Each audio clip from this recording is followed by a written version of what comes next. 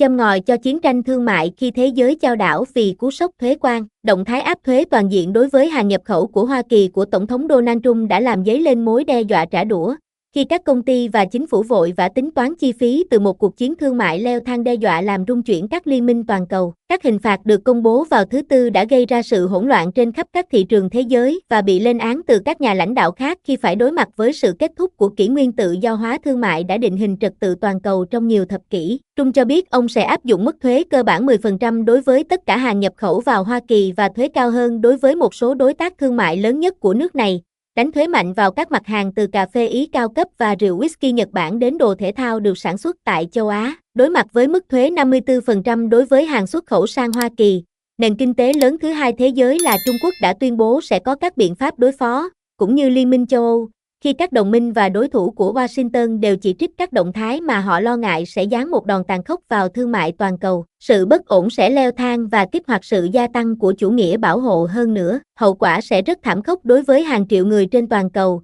người đứng đầu EU Ursula von der Leyen cho biết, đồng thời nói thêm rằng khối 27 thành viên đang chuẩn bị đáp trả nếu các cuộc đàm phán với Washington thất bại. Cổ phiếu toàn cầu lao dốc và các nhà đầu tư tìm kiếm trái phiếu trú ẩn an toàn và vàng. Theo Fitch Ratings, mức thuế quan mới của Hoa Kỳ là mức cao nhất trong hơn một thế kỷ. Barker và BofA Global Research cảnh báo nền kinh tế Hoa Kỳ phải đối mặt với nguy cơ cao hơn rơi vào suy thoái, trong khi Viện Nghiên cứu IVDUC của Đức ước tính mức thuế quan sẽ xóa sổ 750 tỷ euro, 833,63 tỷ đô la, khỏi nền kinh tế EU. Trump cho biết mức thuế quan có đi có lại là phản ứng đối với thuế quan và các rào cản phi thuế quan khác áp dụng đối với hàng hóa của Hoa Kỳ. Ông lập luận rằng mức thuế mới sẽ thúc đẩy việc làm sản xuất trong nước. Phó Tổng thống J.D. Vance hôm thứ Năm cho biết ông biết người Mỹ đang lo lắng về chi phí khi đối mặt với những gì ông lưu ý lại một thay đổi lớn với thuế quan, và cảnh báo rằng sẽ mất thời gian để thấy giá cả thấp hơn hoặc nhiều việc làm và sản xuất hơn ở Hoa Kỳ. Chúng tôi biết rằng nhiều người Mỹ đang lo lắng,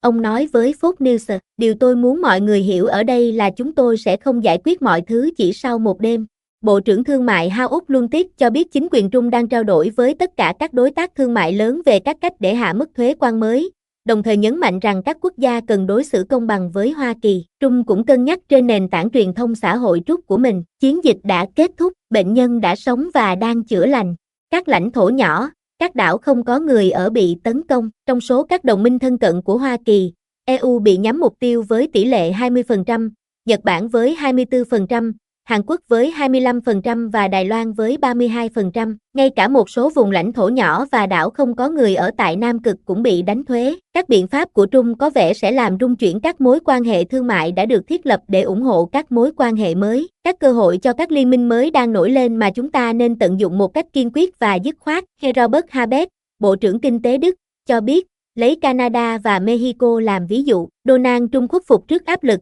sửa chữa các thông báo của mình dưới áp lực, nhưng hậu quả hợp lý là ông ấy cũng phải cảm thấy áp lực, và áp lực này hiện phải được tạo ra từ Đức, từ châu Âu. Các mức thuế của Trump được đưa ra vào thời điểm mối quan hệ với nhiều nước châu Âu đã lao dốc vì các vấn đề như chiến tranh ở Ukraine và sự đảo lộn các mối quan hệ xuyên Đại Tây Dương, trong đó Hoa Kỳ đóng vai trò là người bảo đảm cuối cùng cho an ninh châu Âu. Vấn đề này đã lan sang cuộc họp của Liên minh NATO tại Brussels vào thứ Năm, nơi các quốc gia đặt câu hỏi về logic của việc áp dụng các mức thuế phá hoại ngay khi Hoa Kỳ đang thúc đẩy họ tăng mạnh chi tiêu quốc phòng.